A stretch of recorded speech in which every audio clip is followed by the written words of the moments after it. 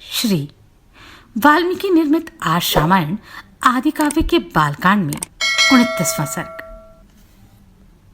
आप सभी से अनुरोध है कि यदि आप इन वीडियोस को लाइक, शेयर या सब्सक्राइब नहीं भी कर सकते तो इन्हें पूरा अवश्य सुने। अपरिमित प्रभावशाली भगवान श्री राम का वचन सुनकर महातेजस्वी विश्वामित्र ने उनके प्रश्न का उत्तर देना आरंभ किया। महाबाहो श्री राम, पूर्व काल में यहाँ देववंदित भगवान विष्णु ने बहुत वर्षों एवं 100 युगों तक तपस्या के लिए निवास किया था। उन्होंने यहाँ बहुत बड़ी तपस्या की थी। यह स्थान महात्मा वामन अवतार धारण करने को उद्यत हुए श्री विष्णु का अवतार ग्रहण से पूर्व आश्रम था। इसकी सिद्धाश्रम के नाम से प्रसिद्धि थी, क्योंकि यहाँ महातपस्वी विष्णु को सिद्धि प्राप्त हुई थी। जब वे तपस्या करते थे, उसी समय विरोचन कुमार राजा बलि ने इंद्र और मरुदगणों सहित समस्त देवताओं को पराजित करके उनका राज्य अपने अधिकार में कर लिया था। वे तीनों लोकों में विख्यात हो गए थे। उन महाबली महान असुरराज ने एक यज्ञ का आयोजन किया। उधर बलि यज्ञ में लगे हुए थे, इधर अग्नि आदि देवता स्वयं इस आश्रम में पधार कर भगवान विष्णु से बोले, सर्वव्यापी परमेश्वर, विरोचन कुमार बलि एक उत्तम यज्ञ का अनुष्ठान कर रहे हैं। उनका यह यज्ञ संबंधी नियम पूर्ण होने से पहले ही हमें अपना कार्य सिद्ध कर लेना चाहिए।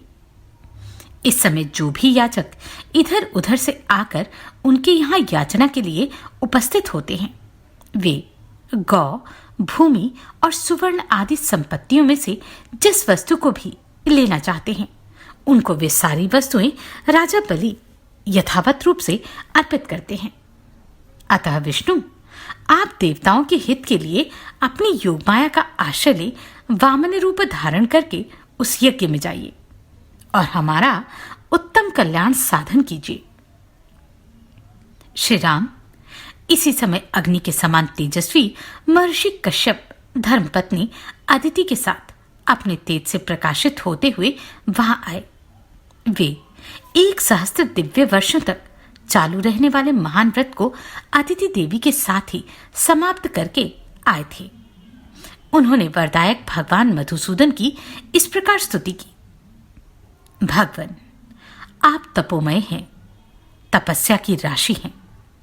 तप आपका स्वरूप है, आप ज्ञान स्वरूप हैं। मैं भली भांति तपस्या करके उसके प्रभाव से आप पुरुषोत्तम का दर्शन कर रहा हूं।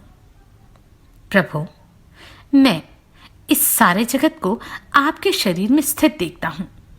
आप अनादि हैं।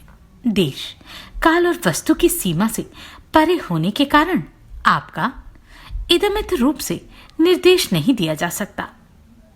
मैं आपकी शरण में आया हूं। कश्यप जी के सारे पाप धुल गए थे। भगवान श्रीहरि ने अत्यंत प्रसन्न होकर उनसे कहा, महर्षि, तुम्हारा कल्याण हो। तुम अपनी इच्छा के अनुसार कोई वर मांगो, क्योंकि तुम मेरे विचार से वर पाने के योग्य हो। भगवान का यह वचन सुनकर मरीचि नंदन कश्यप ने कहा, उत्तम व्रत का पालन करने वाले वरदायक परमेश्वर, संपूर्ण देवताओं की, अदिति की तथा मेरी भी आपसे एक ही याचना है। आप अत्यंत प्रसन्न होकर मुझे वह एक ही वर प्रदान करें। भगवान, निष्पाप नारायण देव, आप मेरे और अदिति के पुत्र हो जाएं। असुरसूदन, आप इंद्र के छोटे भाई हों और शोक से पीड़ित हुए इन देवताओं की सहायता करें। देवेश्वर, भगवान, आपकी कृपा से यह स्थान सिद्धाश्रम के नाम से विख्यात होगा। अब आपका तपरूप कार्य सिद्ध हो गया है, अतः यहां से उठिए।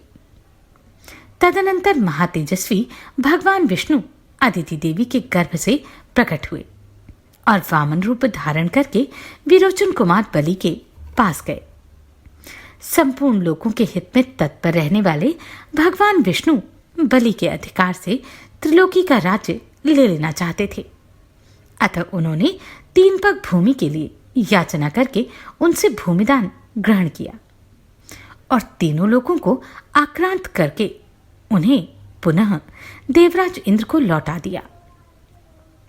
महातेजस्वी श्रीहरि ने अपनी शक्ति से बलि का निग्रह करके त्रिलोकी को पुनः इंद्र के अधीन कर दिया। उन्हीं भगवान ने पूर्व काल में यहां निवास किया था, इसलिए यह आश्रम सब प्रकार के श्रम अर्थात दुख शोक का निवारण करने वाला है।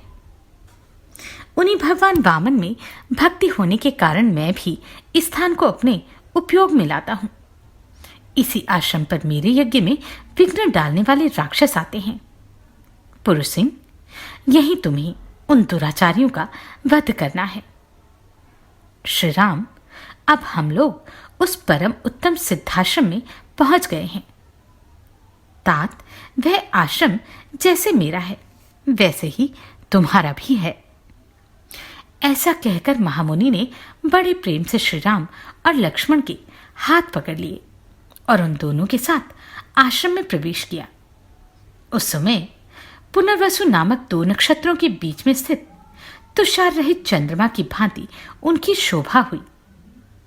विश्वामित्र जी को आया देख सिद्धाश्रम में रहने वाले सभी तपस्वी उछलते कूदते हुए सहसा उनके पास आए और सबने मिलकर उन बुद्धिमान विश्वामित्र जी की यथोचित पूजा की। इसी प्रकार उन्होंने उन दोनों राजकुमारों का भी आतिथ्य सत्कार किया। 2 घड़ी तक विश्राम करने के बाद रघुकुल को आनंद देने वाले शत्रुदमन राजकुमार श्री राम और लक्ष्मण हाथ जोड़कर मुनिवर विश्वामित्र से बोले, मुनिश्रेष्ठ, आप आज ही यज्ञ की दीक्षा ग्रहण करें, आपका कल्याण हो। यह सिद्धाश्रम वास्तव में यथा नाम तथा गुण सिद्ध हो और राक्षसों के वध के विषय में आपकी कही हुई बात सच्ची हो। उनके ऐसा कहने पर महातेजस्वी महर्षि विश्वामित्र जितेंद्रिय भाव से नियम पूर्वक यज्ञ की दीक्षा में प्रविष्ट हुए। वे दोनों राजकुमार भी सावधानी के साथ रात व्यतीत करके प्रातः उठे और स्नान आदि से शुद्ध हो प्रातःकाल की संध्योपासना तथा नियम पूर्वक सर्वश्रेष्ठ गायत्री मंत्र का जप करने लगे। जब पूरा होने पर उन्होंने अग्निहोत्र करके बैठे हुए विश्वामित्र जी के चरणों में वंदना की।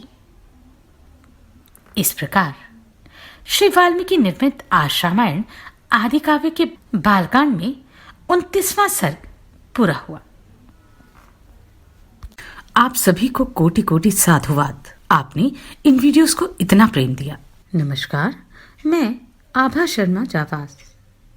यदि आपको मेरा ये प्रयत्न सराहनीय लगा हो तो मुझे सब्सक्राइब करके प्रोत्साहित करें।